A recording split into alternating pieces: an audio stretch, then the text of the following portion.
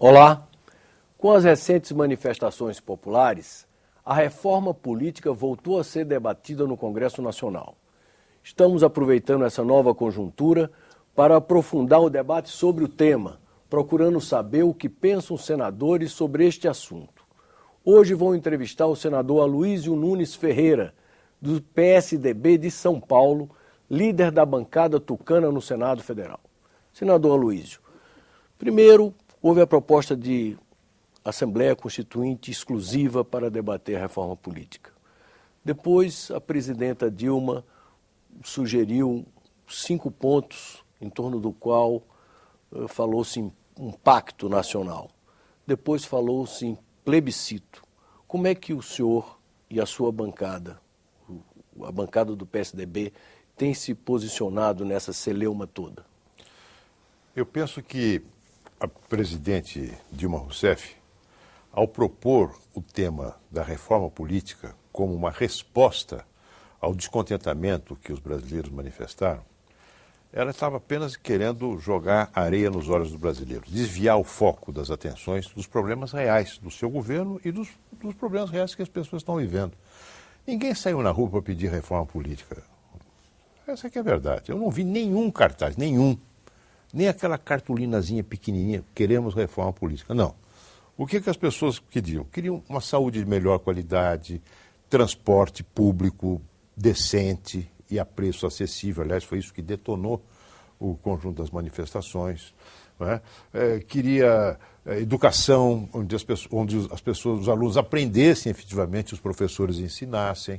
Não é? Segurança. Foi isso que as pessoas pediram. Pediram o fim da corrupção. Não é?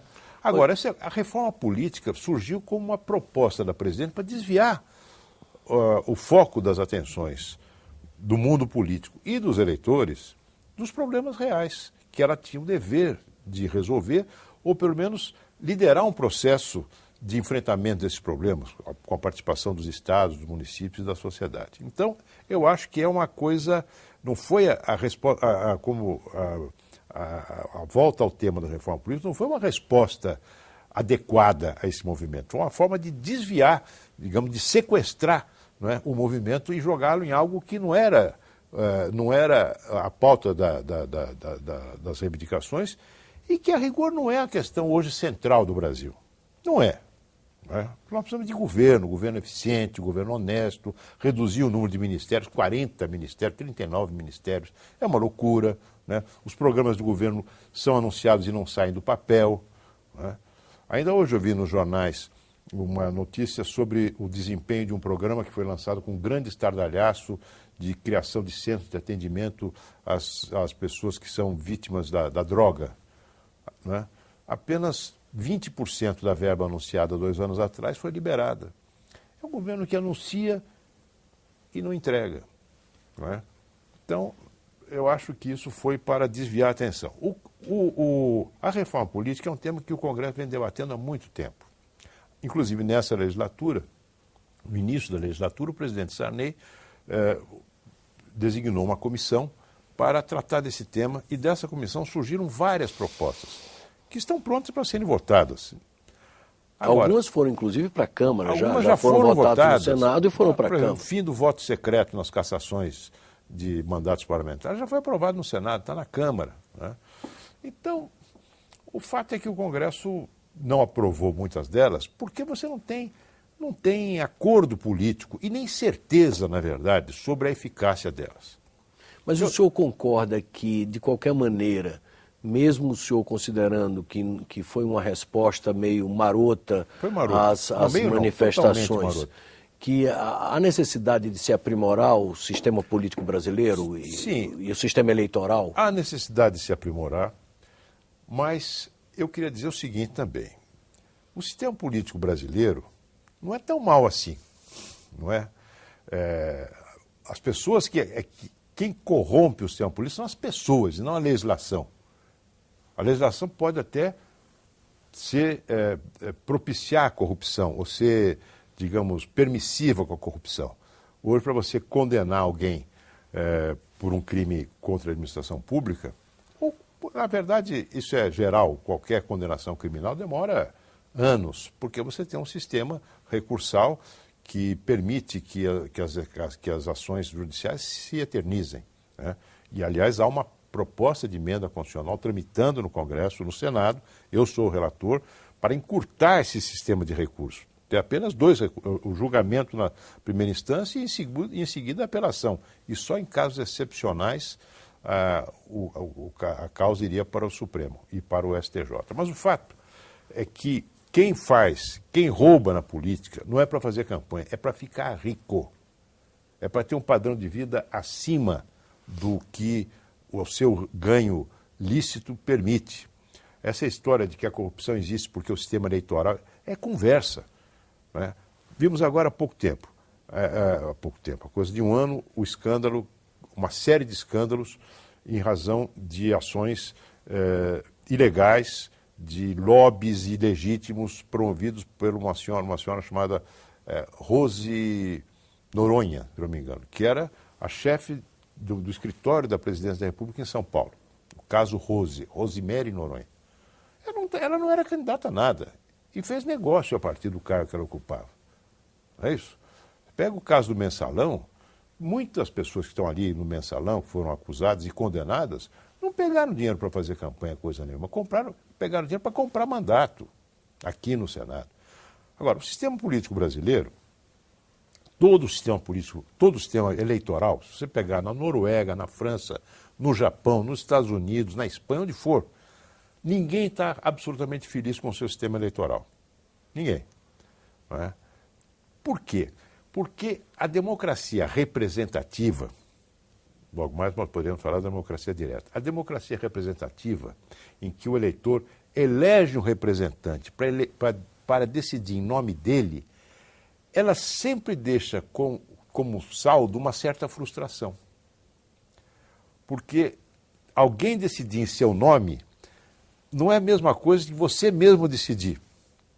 Muitas vezes você vota em alguém e esse alguém se vê confrontado a um problema e tem que decidir sobre ele que não era cogitado, cuja existência não era cogitada no momento da eleição. E nem sempre a decisão do eleito corresponde exatamente à sua pregação eleitoral. A aspiração do eleitor. Exatamente. Ainda mais em tempos globalizados. Então você tem sempre, essa frustração é absolutamente generalizada onde há democracia representativa. A corrupção eleitoral, no sistema eleitoral. Olha, um dos grandes estadistas contemporâneos foi o Helmut Kohl, que foi primeiro-ministro da Alemanha, que promoveu a unificação da Alemanha. Helmut Kohl, uma grande figura. Ele deixou a política por conta de uma acusação comprovada de financiamento ilegal do seu partido. Pois então. Agora mesmo na Espanha, descobriram um mensalão na Espanha. O partido, o secretário, o tesoureiro do Partido Popular, que está no poder, pagava mensalão, inclusive para o primeiro-ministro. É um escândalo de grandes proporções. Eu não estou banalizando o mal, eu estou dizendo que com sistemas políticos muito diferentes, Espanha, Brasil, Alemanha, o Japão, de vez em quando, estoura escândalos assim monumentais. Né? Lá se suicidam. Nos Estados Unidos, um vice-presidente da República deu um tiro na boca, nas frentes das câmaras de televisão, por causa de corrupção. Então, são sistemas diferentes, onde existe, infelizmente, a praga da corrupção. Nós temos é que lutar contra ela, ter um sistema de punição mais eficaz e um sistema político que, de alguma forma, permita, estabeleça um filtro para impedir que os corruptos cheguem ao poder. E no caso aqui no Brasil, houve um avanço importante que foi a lei da ficha limpa.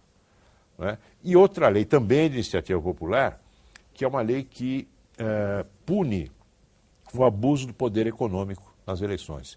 E a Justiça Eleitoral tem aplicado com muito rigor essas duas leis, que é uma coisa boa. Houve um avanço importante, não foi a reforma política, mas foi duas leis que melhoraram nosso sistema político eleitoral.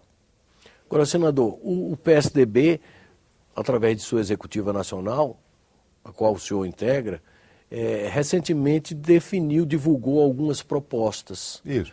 Eu queria conversar com o senhor sobre essas propostas apresentadas pelo PSDB. Voto distrital misto. O senhor defende também? Eu defendo o voto distrital, até o voto distrital puro para a eleição de vereadores nas cidades maiores, cidades que têm mais de 200 mil eleitores, onde você tem segundo turno. Por quê? Porque o mandato do vereador é um mandato local. É um mandato de vizinhança. Não é? Você pega, por exemplo, a cidade de São Paulo, a cidade onde eu moro.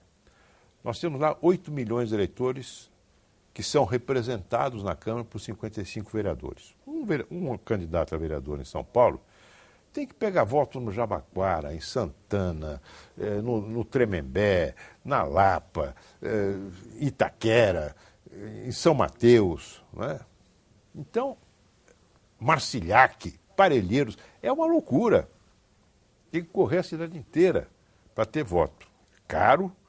E no final, você, salvo algumas exceções de vereadores que são muito enraizados no seu bairro, você tem, ninguém sabe exatamente quem é o seu vereador.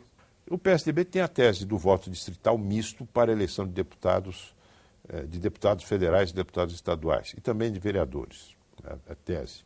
Você tem, como existe na Alemanha, você elege uma parte dos representantes no distrito e uma parte na lista partidária organizada pelo partido. É uma proposta que está correndo. Outra proposta é o fim da reeleição com aumento do tempo de mandato para 5 anos. Outra é o fim da coligação nas eleições proporcionais. Né? Para evitar. Evitar que o eleitor compre gato por lebre. Hoje os partidos se coligam na hora da eleição. Então você vota no candidato de um partido e acaba elegendo alguém em quem você não votou. Alguém de outro partido, às vezes até de um partido muito diferente. Não é? O caso agora do Tiririca. Do Tiririca. Vota no Tiririca e acaba elegendo alguém implicado no caso do Mensalão. Né? Vota para o Tiririca para protestar e acaba beneficiando alguém que pouco tempo depois foi condenado no Mensalão. Com pouco voto. Com pouco voto. Né? Enfim, tem outra questão, outro é o fim do parente como suplente de senador, porque hoje, para evitar que o cargo de senador seja um patrimônio familiar, é uma questão republicana, isso até foi aprovado agora no Senado. Né? São teses. E outra coisa importante, na propaganda eleitoral, hoje os partidos procuram juntar o máximo de partidos possível para poder ter mais tempo de televisão. A presidente Dilma tem 39 ministros. Loucura, 39 ministérios. Por que ela tem isso? Em grande parte para poder trazer partidos para depois, na reeleição, porque ela está na somar campanha. Um tempo Exatamente, ela maior de TV. A reeleição há muito tempo, ela está em campanha há muito tempo, somar um tempo maior de TV. A nossa proposta é que só some o tempo dos partidos que estão efetivamente coligados na chapa majoritária. Governador e vice, presidente e vice, senador e suplente, prefeito e vice. Para evitar, inclusive, esse processo de barganha que se dá exatamente, em torno do tempo. Não é? Queremos também que haja um mínimo de representatividade dos partidos para que eles tenham vida parlamentar. Chamada cláusula de barreira. Cláusula de desempenho, que eu acho quase no princípio do cresça e apareça. Você não pode inviabilizar o partido, mas 30 partidos presentes na Câmara também é demais. Não quero dizer que os problemas de governabilidade surjam desses pequenos partidos. Na prática, governabilidade hoje, problemas que a presidente Dilma está enfrentando, surgem dos grandes partidos da base do governo. Briga entre PT e PMDB. Briga entre facções do PT e grupos do PMDB. É isto que está na origem do desacerto da maioria parlamentar com a presidente, que teoricamente essa maioria apoia. Não são os pequenos partidos, não, são os grandes que estão criando problema para a presidente. Né? E também o PSDB está propondo o fim da reeleição com ampliação do mandato. Isso, esse mandato de 5 anos, o fim da reeleição. Agora, quero dizer a você, Armando, que são teses que são colocadas. Eu acho que o importante, eu hoje selecionaria uma questão chave para melhorar aqui a representatividade do parlamento, que é o fim da coligação nas eleições proporcionais. para que você tenha uma maior correspondência entre o desejo que o eleitor manifesta na hora de votar e a composição da casa representativa, a Câmara, ou a Assembleia, ou a Câmara Federal. Né? Porque essa coligação, esse fenômeno, propicia esse fenômeno tiririca, que cria uma distância maior entre o desejo do eleitor e o resultado da eleição. Uma distância que já existe pelo fato de nós vivemos uma democracia representativa.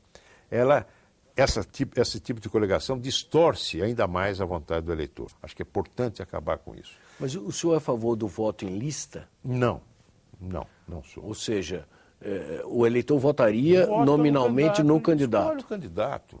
Votar na lista significa o seguinte: você não tem mais o seu deputado. Você vai votar naqueles candidatos que foram elaborados, que foram colocados numa determinada ordem por quem manda no partido. E hoje nós sabemos que muitos partidos têm dono. São oligarquias que mandam em muitos partidos. Poucos partidos têm uma vida efetivamente democrática. Aliás, o meu partido tem uma vida democrática. Né? Às vezes vai para cá, vai para lá, tem confusão interna e tal. É bom, tem vida democrática. Nem todos têm. Não é? Agora, eu queria também dizer, Armando, se você me permitir, claro, que a democracia brasileira, ela é um sistema político que envolve hoje um contingente eleitoral que é um dos maiores do planeta. 140 milhões de eleitores. 140 milhões de eleitores. A mais absoluta liberdade de organização partidária. Não existe nenhuma corrente de opinião que esteja banida da sua representação política em razão da sua ideologia, disso ou daquilo, como foi no passado. Nada. As eleições são fiscalizadas por uma justiça eleitoral muito rigorosa e cada vez mais rigorosa. Está caçando o mandato, está caçando o registro de candidaturas. A lei da ficha limpa e a lei que proíbe o abuso do poder econômico foram leis importantes. Então, não é algo que você diga, olha, isso aqui não vale nada. Entendeu? As eleições não são contestadas, o resultado das eleições. Voto eletrônico. Veja, nos Estados Unidos, o que aconteceu na eleição da segundo mandato do Bush. O Al Gore, oponente do Partido Democrata, teve mais voto que ele, o voto eleitoral. E lá é uma eleição indireta. Depois do voto eleitoral, você tem o voto, e tem que ser confirmado esse voto pelo colégio eleitoral. Então você teve mais, o Gore teve mais votos no povo do que teve no colégio eleitoral. E mais, o resultado da eleição da Flórida, que era governada pelo irmão do candidato Bush, foi um resultado com enormes evidências de fraude em favor do Bush e contra o Gore. No Brasil é voto eletrônico, nos Estados Unidos é voto nominal. Como é que o senhor se posiciona em relação à questão do financiamento de campanha? O senhor acha que deve ser como é hoje? Deve mudar, deve ser só público, deve ser misto, deve ter limites de doação? Como é que o senhor pessoalmente se posiciona nessa discussão? Veja, eu acho que se você proibir o financiamento de empresas, os financiamentos continuarão ocorrendo do mesmo jeito, só que por baixo do pano. Durante o período da ditadura, e mesmo depois da redemocratização, até, se eu não me engano, a eleição de 1992, era proibido a doação de recursos por empresas. Sabia disso? Eu prefiro clareza. O seguinte, olha, a empresa tal doou tanto para o seu candidato fulano de tal. Isso publicado na internet para que o eleitor saiba quem está financiando qual candidato. Claro que com limites, como a legislação eleitoral hoje prevê. Você pode até aumentar as restrições. Mas dizer que a empresa não pode doar, conversa, continuará doando do mesmo jeito.